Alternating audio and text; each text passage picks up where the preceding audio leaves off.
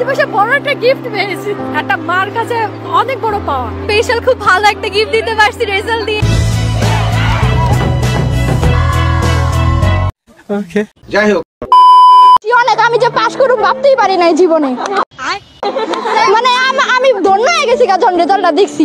আমি মানে কল্পনা করতে পারি না, কালকে সারা রাত খালি চিন্তা করছি। অনুভূতি অনেক ভালো, আমি এক্সপেক্টও করি নাই যে আমি পাস করব। মানে আমার আব্বু বিশ্বাস করে নাই যে আমি পাস করব, ওরকম পড়াশোনা হয় নাই। কি বলবো, সারাদিন টিকটক করে তো উপায় পাই না, আর কি পড়াশোনা করবো। অনেক ভালো একটা রেজাল্ট করছি। ওর A+ পেয়েও যেই অনুভূতি নেই আমাদের, তার চেয়ে কম পেয়ে আমাদের যেই অনুভূতি, যা বলা বাইরে।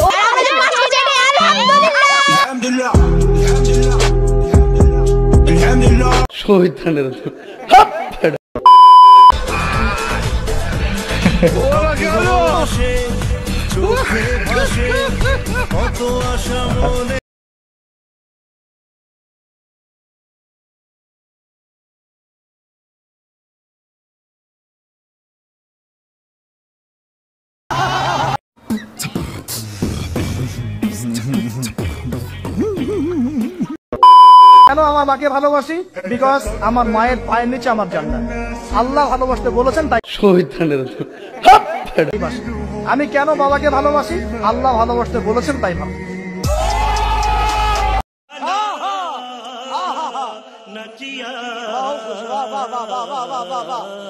যাই হোক,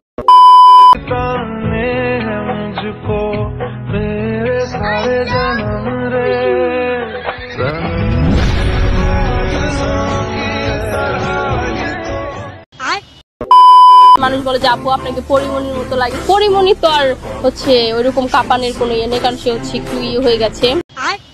তাকে আর আমাকে দাঁড় করালে মনে হয় যে আমি এখন সিনেমা কাঁপাতে পারি। এখন যদি পরিমণি কেন অন্য কোনো নায়িকাও আসে আমার সামনে, হচ্ছে পাত্তা পাবে না। কয়েকদিন আগে যে গানটা করেছিলাম সবাই বলছিল, চারপাশ থেকে সবাই বলাবলি করছিল যে ইনি যদি বলিউডে যায় সবাইকে হার মানিয়ে দিবে।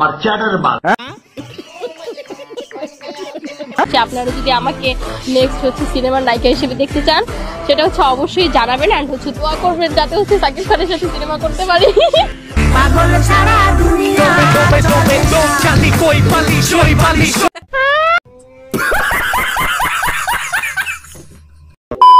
যে আমি বিয়ে ব্যাপারটা অতটা পছন্দ করি না। ওকে, করি, ওকে, কিন্তু আমার কাছে মনে হয় যে আমার এখন অবধি মনে হয়নি যে আমার বিয়ে করার মতো সময় এসেছে। কারণ আচ্ছা, আমি ঘুম থেকে উঠি, কোনো টাইম নেই, একটাই উঠছি, দুটোই উঠছি, বিকাল 5টাতেও ঘুম থেকে উঠি আমি, যখন আমার কোনো কাজ থাকে না।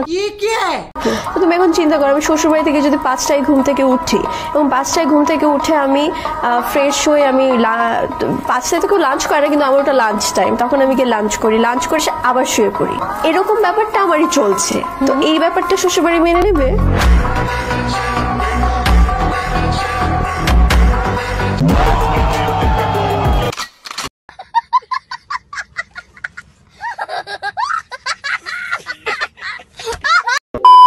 একটা মেয়ে বলছিল, তাকে একটু কনভিন্স করার চেষ্টা করছিলাম, কিন্তু সে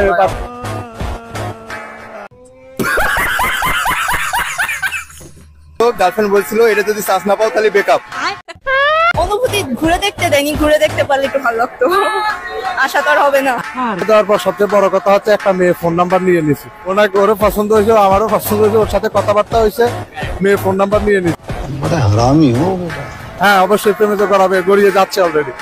বিয়ে শাদী তো পরে, কিন্তু আগে প্রেমটা আগে হোক, একটু পরে বাসায় গিয়ে ওর কাছে ফোন দিব, তারপরে কথা বলবো, তারপরে প্রেম হবে। আল্লাহ আমাকে তুমি উঠায় নাও, উঠায় নাও, উঠায়। আচ্ছা, জিপিএ 5 এর কোনো বিষয় না, গোল্ডেন কোনো বিষয় না, এবং ডাক্তার ইঞ্জিনিয়ার কোনো বিষয় না। মনুষ্যত্ব না থাকলে কখনই জিপিএ 5 এর দাম নেই বাবা। একটা মেয়ে জিপিএ গোল্ডেন পাইছে, ফার্স্ট ডে পড়ে গেছি, মোবাইল ফারিয়ে গেছে, বাচ্চা নিয়ে উড়াতে পারতেছি না, সে কিসের জিপিএ? সে যদি আমার মোবাইলটা উঠিয়ে দিত তাহলে তো বুঝতাম না জিপিএ 5 এর মূল্য আছে। সারা রাত ঘুমাইতে পারি না, আমি জানি যে আমার মেয়ের রেজাল্ট ভালো করবে, কিন্তু সে জিপিএ 5 পাইবো কিনা এই টেনশনে আমি। আল্লাহ, সবাই যখন জিজ্ঞেস করবে আপনার মেয়ে কি জিপিএ 5 পাইছে, যদি সে কিন্তু 4 পাইছে তাও মূল্যায়ন নেই, জিপিএ 5 পাওয়াই লাগবে। এই জন্য এটা আসলে চেঞ্জ করা দরকার, এই মনোভাব একেবারে চেঞ্জ করা উচিত। कितनी औसम है यार। 7টা ছেলের সাথে সম্পর্ক না কয়টা? আগে ছিল এখন নাই কেন ও আচ্ছা, কয়টা ইমো চালান আপনি? কয়টা? 6টা আপনি ইমো চালান। ফোন মানে না কোনো কিছু শোনে না বারো মেয়ে তার বয়ফ্রেন্ডের সাথে স্কুলে যেতে টাইম লাগে 90 মিনিট, আর তার বাবার সাথে যেতে টাইম লাগে 1 ঘন্টা 30 মিনিট। কেন? এটা তো আসলে 90 মিনিট 1 ঘন্টা 30 মিনিট কোনো ফ্যাক্ট না, ফ্যাক্ট হচ্ছে হাঁটার গতি। বাবার সাথে 1 ঘন্টা 30 মিনিট লাগে। হ্যাঁ, আর বয়ফ্রেন্ডের সাথে 90 মিনিট। এটা হাঁটার গতির কারণে। এখানে স্কুল যাইতে তো আসলে বাইকে করে যায়। ओ भाई मारो मुझे मारो मारो বাইকে করে যায়।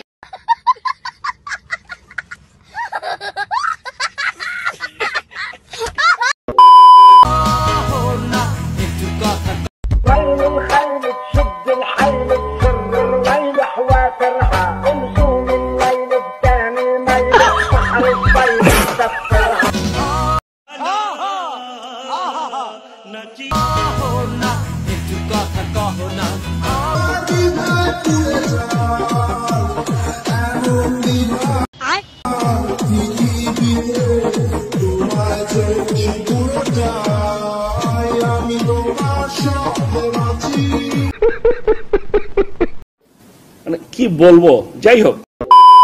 নিপীড়িত ফিলিস্তিনের শিশু ও নারীদের জন্য মানবতার এক দৃষ্টান্ত স্থাপন করল 10ম শ্রেণীর আতিফা রহমান নামের এক ছাত্রী। মেধা অন্বেষণ প্রতিযোগিতায় দেশ সেরা হয়েছে সে। প্রতিযোগিতার পুরস্কার হিসেবে যে অর্থ উপহার পাবে আতিফা, তা সে ফিলিস্তিনের গাজায় নিপীড়িত ক্ষুধার্ত নির্যাতিত শিশুদের সাহায্য দেওয়ার ঘোষণা দিয়েছে। মানবিক কিশোরীর এমন উদ্যোগে মুগ্ধ সবাই। সাহায্য করার ইচ্ছা থাকলেও সামর্থ্য ছিল না তার। আমি ভাবতে থাকি যে একজন মুসলমান হিসেবে, একজন সাধারণ মানুষ হিসেবে আমার মানবিক দিক থেকে প্যালেস্টাইনের জন্য কিছু একটা করা উচিত। এবং তখনই আমি দেখতে পাই যে আমার সামনে এই মেধা অন্বেষণ রয়েছে এবং এই প্রতিযোগিতাতে অংশগ্রহণ করে যদি আমি পুরান মুজা পরে আসছেন? হ্যাঁ, গন্ধ। এই পুরান মুজা পরে আসছো তুমি? হাসো কেন? একটা বিশ্রী গন্ধ আসতেছে এয়ার ক্রাফটের ভিতরে। হ্যাঁ, হঠাৎ হঠাৎ করে নাকে আসতেছে। ভাই, আপনি কি পুরান মোজা পরে আসছেন? ভাই বিদেশে যাইতেছি, নতুন মোজা পরে আইছি। পুরান মোজা পরছেন? মোজা কি পুরান পরছেন? মানে কি বলবো, যাই হোক।